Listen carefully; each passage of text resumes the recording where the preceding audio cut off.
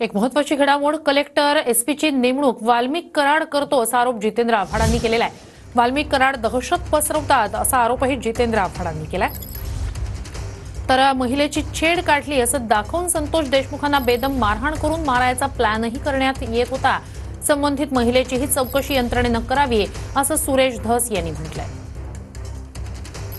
काय करतायत आरटीओ, काय करतायत तहसीलदार, काय करतायत कलेक्टर? पण साहेब खरं सांगतो, काय करणार कलेक्टर? कलेक्टरची नेमणूकच वाल्मिक कराड करतो। काय करणार एसपीची नेमणूकच वाल्मिक कराड करतो। साहेब तुम्ही फक्त आका आका बोलत राहिले, नाव घ्यायला पाहिजे ना आपल्यासारख्या जबाबदार राजकारणी माणसांनी।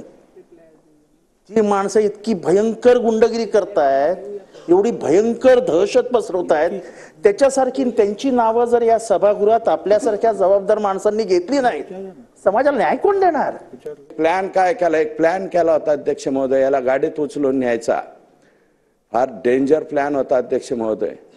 कळंबला एक महिला तयार केली, हा तिथपर्यंत न्यायचा, त्या महिलेची छेड काढली किंवा आणखी काहीतरी केलं म्हणून दाखवायचं, पुन्हा बदडून मारून ह्याला मारून टाकायचा, इथपर्यंतची मानसिकता गेलेली आहे। ती जी कोणी महिला तयार केलेली आहे तिची सुद्धा चौकशी झाली पाहिजे अध्यक्ष महोदय। आणि अध्यक्ष महोदय, जो मारहाण करताना त्याला व्हिडिओ कॉल करून दुसऱ्याला दाखवलाय, व्हिडिओ कॉल कुणाला दाखवलाय हे चौकशीत आलं पाहिजे अध्यक्ष महोदय। अध्यक्ष महोदय, पाणी मागितलंय त्याला, पाणी मागितल्याच्या नंतर पाण्याच्या ऐवजी दुसरंच काहीतरी केलंय, त्याचाही व्हिडिओ काढलाय अध्यक्ष महोदय। तो सुद्धा व्हिडिओ तपासला पाहिजे अध्यक्ष महोदय।